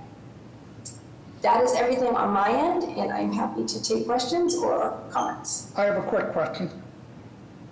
Going back to Title II, on Monday, the Department of Justice released an interim final rule that extended Title II obligations for websites for municipalities with more than 50,000 residents by a year, meaning it was next week you had to be fully compliant with WCAG standards. Now they extended that a year. Is that changing the way that Boston is approaching it, or are you still trying to be fully compliant by next week? That is a great question, Carl, and that's a great point. I should have put that in my report, the update. So just to reiterate what Carl said, there was a requirement that all municipalities be in compliance with this WCAG, which is the digital accessibility standards for people with any types of disabilities. Municipalities had to update all of their digital content. So we actually had a meeting scheduled for today anyway with our Department of Innovation and Technology, and we are continuing the work. I think this reprieve for 1 year just gives us a little bit more time, because really no cities were really able to fully meet compliance with this. So I think that the feds heard a lot of that feedback that people needed more time. That being said, we certainly continue with the work. Our meeting today outlined priorities and where we're going to look for improvements. Andrea, I don't know if you want to give a real quick summary of the meeting. I know you know all the technical pieces of it. Sure. Yeah, so our strategy has not changed. We have been working for a while. It's for a city of our size, as I'm sure you can imagine, we have a lot of digital tools. Even if you just think about our websites, we have boston.gov, Boston Police, Boston Plans, Boston Public Library, Boston Public Schools, let alone all of our apps like 311 and things like that. So it's a big chunk of tools to examine. And so what has already been done was an inventory of all the tools that would need to be updated, or might need to be, that are subject to this regulation. Quick checks of all of them to see which ones need the most work. We're now at a point where we are doing deeper audits of every single tool to identify the specific fixes that definitely need to occur. So that audit is ongoing, and we will remediate what we find. We're also beginning to put together some cross-departmental communications and tools for new things that are being created, new PDFs that get created, right? New social media posts that get created. We're going to continue to work on rolling out that guidance as a requirement. Our plan is not to, wait till next April to tell all of our social media managers that they should start using alt text. Honestly, we were telling them already, but we're going to continue, starting today or starting now with this work to talk about them as not just best practices, but legal requirements. So that all work is still ongoing. Yes, and Andrea, we received an ADA municipal grant for this work, and what was that piece going to cover? So that is covering the deep audit of our websites. Great. And one other important piece is that this requirement will also extend to contracts that we use. So third-party vendors who do different websites and platforms that the city uses will also be required to meet these requirements, also be required to be compliant with this new regulation. Yeah, okay. Thanks, Carol, for that reminder. Any other questions? I actually have a question about since elections are coming up, I have a question about accessibility of the voting machines, and I know that's going to be part of our whole business tonight. But my question is, why can the city better support voters with sensory, cognitive, communication, and mobility disabilities on election day? Yeah, so this is something that is really a priority for the city of Boston. We made some changes already in the last few years because the state's been involved and working with the city. So last year, I believe it was the first year, that they had a direct response system set up. So it used to be that when people had a complaint or an issue, they would just call the elections department or they could call our office or call neighborhood services. And now there is a dedicated place for them to go so that those issues get resolved in real time and quickly. And so we work with the staff who run that process. It's called the Situation Room. So the city already has that infrastructure set up. Andrea, I believe last year was the first year, is that correct? Correct. Okay, yeah, so there's a dedicated email, dedicated phone number, dedicated system set up. That being said, we can certainly improve the process, give the people who work in the Situation Room more information, more tools to answer questions when it comes to people with disabilities. So again, that's part of the training that we did on ADA Title II compliance. But Sylvie also touched on things related to elections that people might not know. So for instance, I use a wheelchair and I need assistance filling out my ballot. So I can bring a helper with me, whether it's my husband or a friend or a PCA, and that is perfectly legal. So someone who works the polls may not know that. They may say, oh, well, you have to do it by yourself. That's not the case. Another thing we remind people about is service dogs. We all know very well that they have to be admitted to every place that the handlers go, but everybody may not know that. So those types of things we do work on in the training. And then also things like the AutoMark. We can definitely look to improve training for poll workers on how to use the technology. They already have a very, very robust system of making sure the machines work, setting them up before the elections, testing them. It's just that, as we all know, it's old equipment that isn't always reliable. So that is the basis of my letter to the Secretary of State. And unfortunately, I don't have anything better to propose. We've done some research with other cities to see if they have anything that works better than the AutoMark, and we haven't really heard of like a magic bullet. So we can leave that to more people who are more capable of finding that out than I am. But we are really committed to sending this letter, and the Elections Commissioner is also on board with us. So as soon as we get our permissions internally, we would like to move forward with that. So all this to say that the city is doing a ton of work to support people with disabilities, and also just to improve elections in general, because it's, the main function of city government is elections. So we want everybody's voice to be heard. We want everybody to get out and vote, and this is one of our priorities that we'll keep working. That's great. Does anybody else have any questions? one other question, Commissioner, and this has to do with the open captioning ordinance. It seems like we need to do a lot more in that area. I wonder how can we improve awareness and enforcement of Boston's open captioning ordinance for TVs in public areas. I mean, I'm happy to do whatever needs to happen. I just wonder, as an advisory board, how can we support that effort? Yes, that is a great point. So when the captions ordinance was first passed in 2022, it was December, I believe. So the next year in 2023, we did a ton of outreach. We worked with Meet Boston. We worked with the Office of Economic Opportunity Inclusion in City Hall. We worked with H Strong and a bunch of our internal partners, the licensing board, to get the word out to small businesses. Every business that's licensed in Boston got an email from the licensing board. Meet Boston sent an email to all of their businesses that are involved, which is over 500, I believe.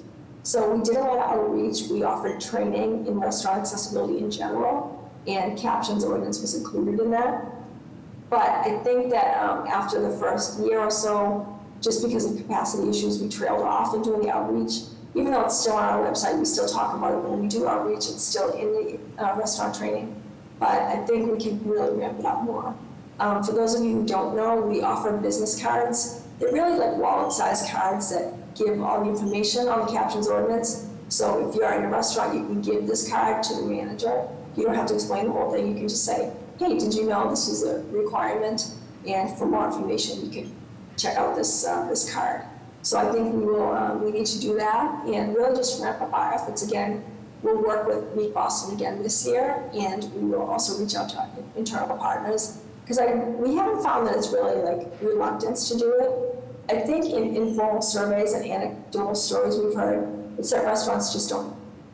And we know that they've faced a lot of economic challenges and staff turnover. So I think we'll just do another ramp up of outreach.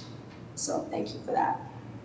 I don't want to take too much time because I know that we have the business to get to. So I'll wrap it up there if that's okay with you. Yeah, thank you. Thanks so much.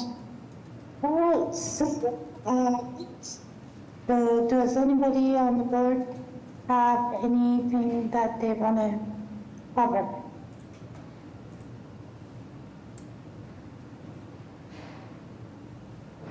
I do see, Andrew, do you see any hands up that I might be missing? I see Olivia. Olivia? Yeah, this is Olivia. Are we doing our spotlights at this point? Is this kind of where we talk about our special interests? Yeah, sure. Okay. I just wanted to highlight that Requipment, the state's DME reuse program, is under threat right now. There's an amendment 548 that's been filed in order to restore $500,000 in funding, and it's earmarked. The language is really important, because if we lose that language, we lose the program, basically. Requipment has provided me personally with pieces of equipment that I found are vital. They've been there for hundreds of people in our community. They've given, I don't even know how many pieces of equipment throughout the state. And they're a vital safety net for people when they need adaptive equipment and no one else will cover it. So yeah, Amendment 548, you can go to tinyurl.com/REQ in capitals, and then advocacy in lowercase for their advocacy tool that will send out support to the state to try to get this funding restored. And I suggest that be done in the next day or two, because the hearings start on Monday. Yes. Olivia, could you put that in the chat so we can actually? Absolutely. Thank you so much. Right. I see Paul and then Leslie. Hi. I just want to give a shout out to Colleen Flanagan and her gift of engaging others recently around City Hall and the City Hall campus. She's been introducing different disability groups that she's been giving information and tours to. It's been very informative, not just to me, but to other people in different departments in the city. Colleen has such a nice way about her, and her skill set on behalf of the Disability Commission has been really outstanding. And I would really appreciate, Olivia, if you would put that address in the chat so we can all reach out for that also. Thank you.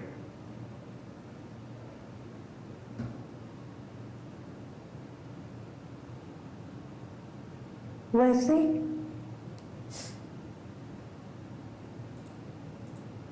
Hello. Hi. My turn. First, I have 3 shout outs that I wanted to mention.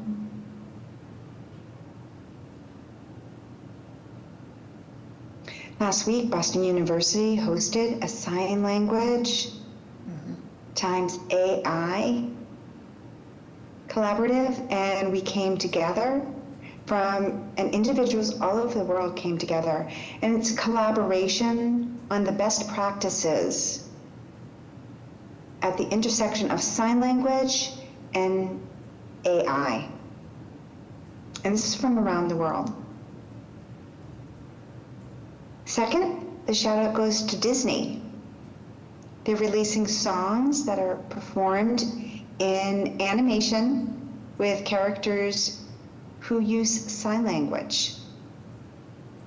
Awesome. Plus, this project also was developed in conjunction with Deaf West Theater.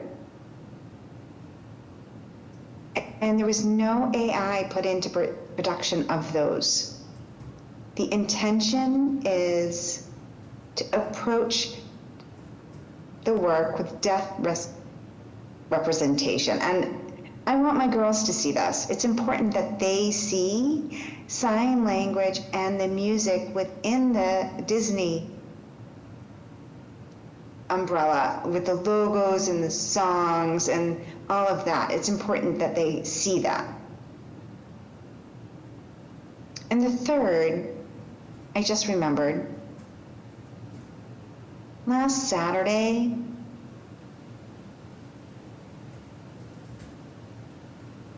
on Boylston Street, it was very busy last Saturday with the BAA and the Boston Marathon on Monday. And I would just like to bring up that the fencing,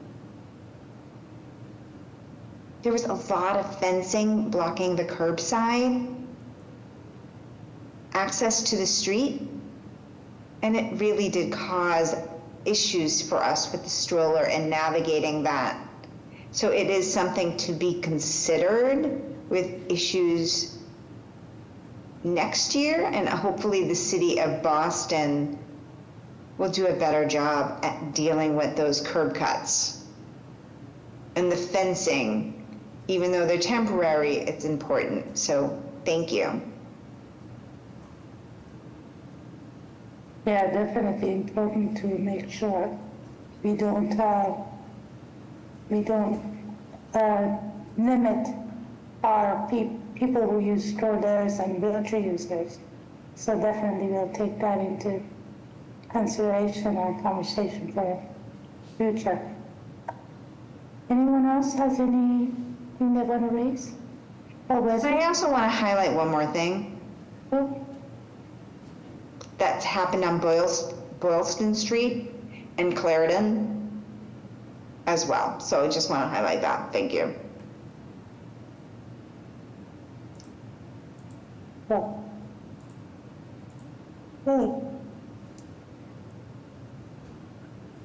Andrea? I see Paulette has her hand up.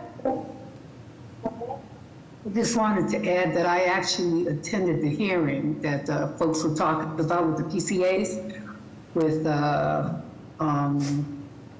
union folks and Boston Center for Independent Living and Mass Senior Action Council.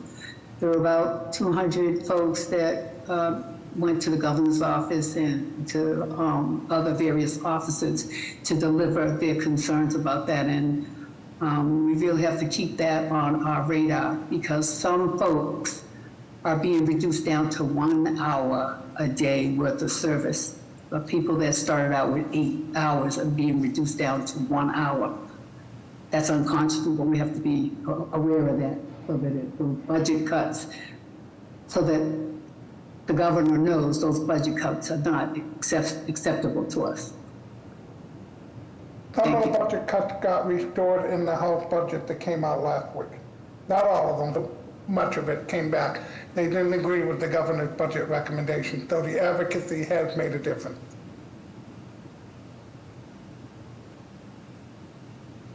Thank you, Paulette, for bringing that up. I was there with you, and it was so exciting to be part of the advocacy movement and, you know, just to see that power and energy within our community. So I appreciate you being there. All right, anyone else has anything that they want to bring up? All right. Andrea, would you mind covering the old business? Yes, thank you, Zari. So we have a few things under old business. In February, you all took 3 votes to draft 3 letters, advocacy letters. The first is about voting machines, similar to what Commissioner was mentioning earlier. It's a letter asking the Secretary of the Commonwealth to find other machines. Unfortunately, municipalities can only use the machines that are approved by his office for use. So basically the letter says, we need another option, please find one. That one discussion happened in the March meeting to amend it and ask to add a sort of a call to action, not just that he do something, but that he respond to you all and talk to you all about what he's going to do.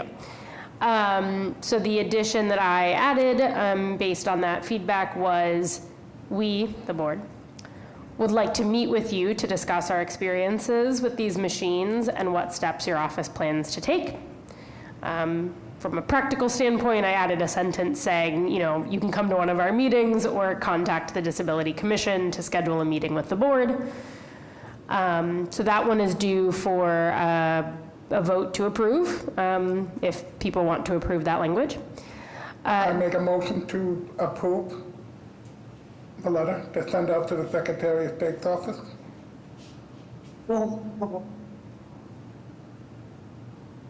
Does anyone second that? Yeah. I second. Please. So we have to take a vote now. Oh, this.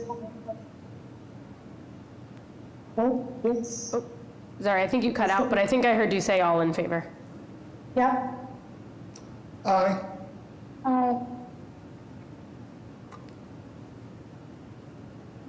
Anyone abstaining?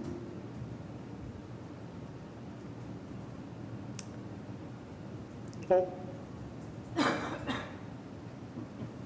I believe the ayes have it. Don't see any noes, so great. Great.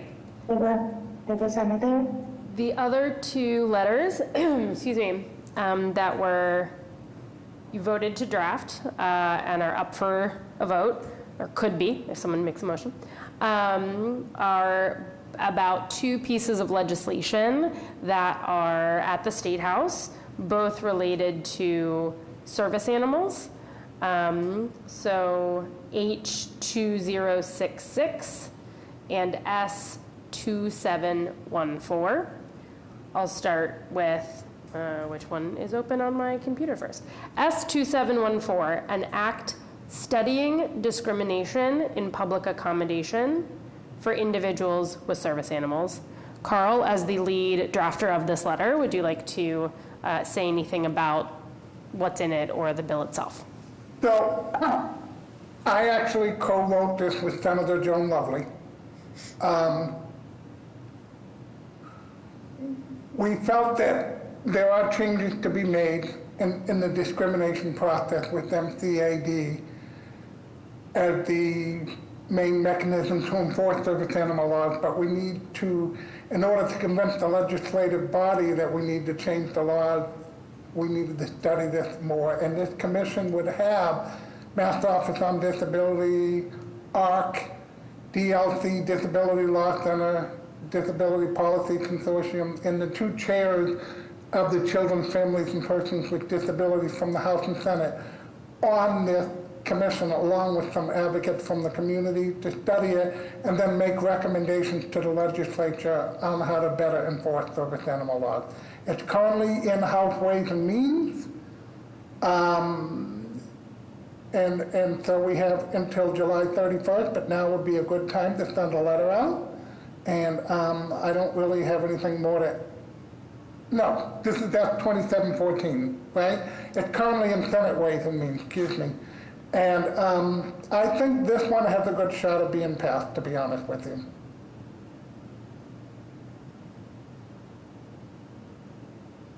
So I'd like to make a motion, unless I can't, I'd like to make a motion to approve this letter to support S2714 and send this out through Senate Ways and Means.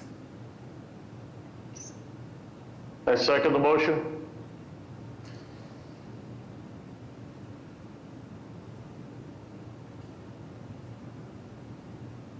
Oh, sorry, you're muted. So if you're calling for a vote, we can't hear you. Sorry about that. Yeah, sorry about that. All those in favor? Aye. Aye. Any noes? Abstentions? Ayes have it. Thank you, Carl. All right, and one final letter under old business, 2066. Carl? You want me to talk about this one? I believe this one was written by Representative Christine Barber in conjunction with BCIL, Boston Center for Independent Living. And this one would fine shared transportation, meaning Uber and Lyft, drivers for not picking up individuals with service animals.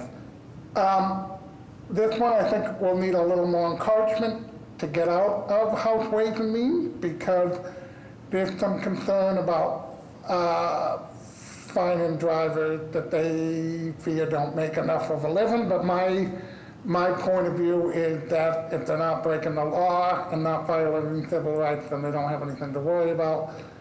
This was based on a law in Australia where once they started finding the drivers, the refusal dropped precipitously. So we have a track record to look at and a model to base this off of. So this letter just simply says it would allow us to find the drivers for violating the civil rights of service animal users. And I would like to make a motion to send this letter to House Ways and Means. Anyone else?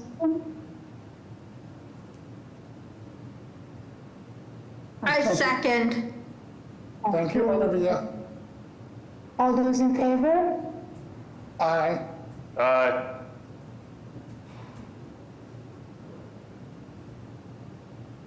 Great. I believe you have approved. Any noes or abstentions? Okay, so it has been voted, approved. So are we all set with the old news? That's everything under old business.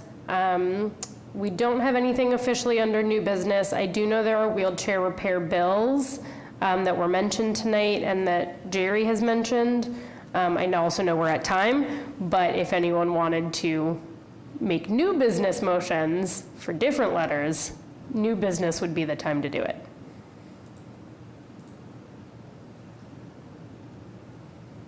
I think it wouldn't hurt for us to send a letter to the legislature on the wheelchair bill. It's gone further than it's ever gone before, but it needs to get crossed over the finish line. I think it would be, I don't know who would draft the letter because I'm not an expert in terms of wheelchair usage and repair bills, but I think it would be, I think it's something that this commission's advisory board should support, absolutely. Is that a motion, Carl, to draft a letter? Yeah, that was a long-winded way of saying, let's write a letter. Yeah. Oh, okay. Yes, I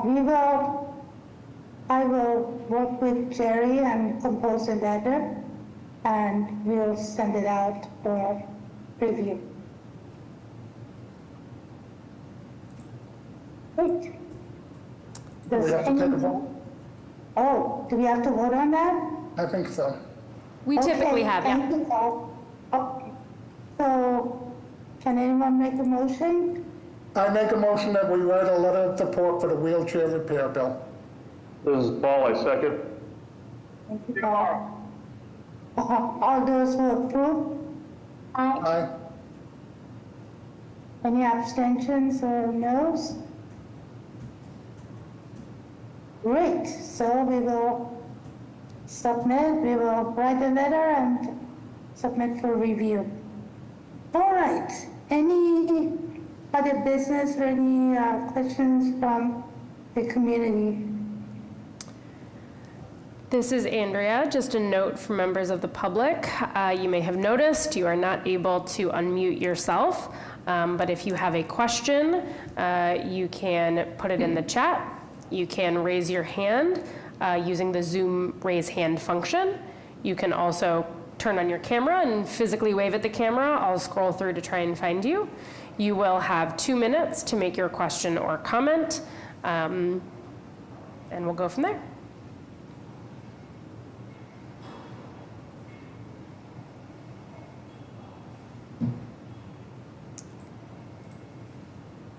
I don't see anything in the chat. I am scrolling cameras to see if anyone's camera is on, physically waving at me. I don't see any Zoom raised hands. I'm not seeing any comments. Okay. Do I get to make my favorite motion of the night?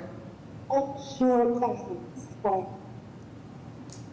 I'm sorry, I didn't hear you, Zoe. I said yes, go for it. I'd like to make a motion to adjourn. Oh, 1 second. Paul, I second. Oh, sorry. Richard had, I think, left the meeting at some point and came back, so I didn't re-give him ability to unmute himself, but he is a member of the board. So my apologies, Richard. I'm giving you that right now. Do you have anything you'd like to say? Thank you, Andrea. Good meeting. great. Yeah. Yeah, so Richard, I second that. Great meeting.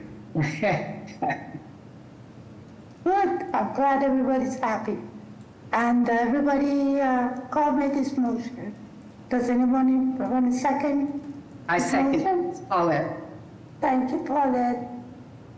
So I bet everybody will approve that motion. Yeah. I gotta go eat dinner, I hope so. All right, everyone. Great meeting. Thank you, everyone. Bye-bye.